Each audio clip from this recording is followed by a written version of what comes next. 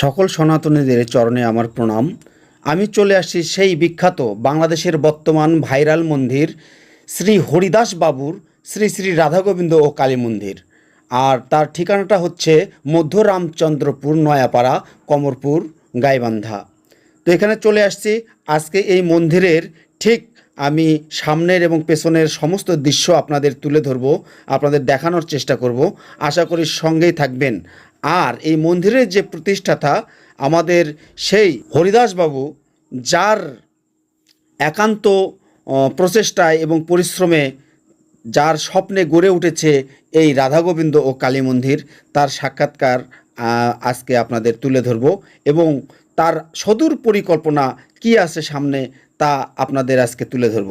আশা করি সঙ্গেই থাকবে। দাদা নমস্কার। নমস্কার। আমি গোপালচন্দ্র মহন্ত পার্শ্ববর্তী এলাকা থেকে আসছি। তো আপনার মুখে একটু আপনার দুইটা বাণী শুনতে চাই।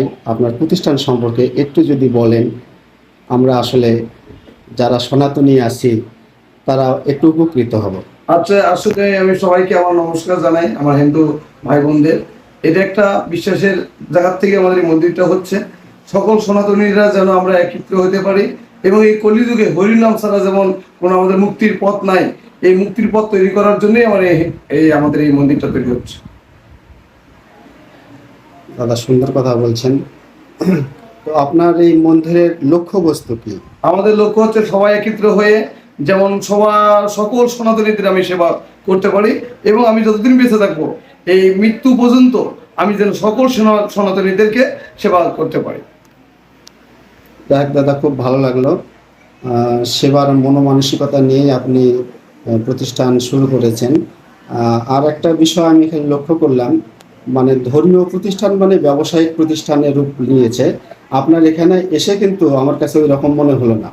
আসলে দেখেন, আপনারা যদি প্রসাদ বলেন, বলেন, যদি আমরা টাকা দিয়ে কিনে খেতে হয় তাহলে তো হোটেলেই খাওয়ার দরকার। তাহলে তো আর মন্দিরে যাবো কেন? মন্দিরে যাই যদি একটু প্রসাদ যদি বিনামূল্যে না পাই তাহলে তো এখানে ভক্তি তৈরি হবে না। অনেক মন্দির, অনেক প্রতিষ্ঠান করছে, তাদের ব্যবসায়িক আছে, তাদের বিভিন্ন নিয়ম কানুনে তারা অর্থ উপার্জন করে। আর আমার তো আর অর্থ উপার্জন করার কোনো চিন্তা ভাবনা নাই। আমি আমার জীবনে যা ইনকাম করছি সমস্ত ইনকাম যেন এই সনাতনীদের মাঝে বিলিয়ে দিতে পারি। খুব ভালো লাগলো দাদা। তো আগামী ভবিষ্যতে আমাদের সনাতনীদের নিয়ে আর কি কি পদক্ষেপ আপনার আছে?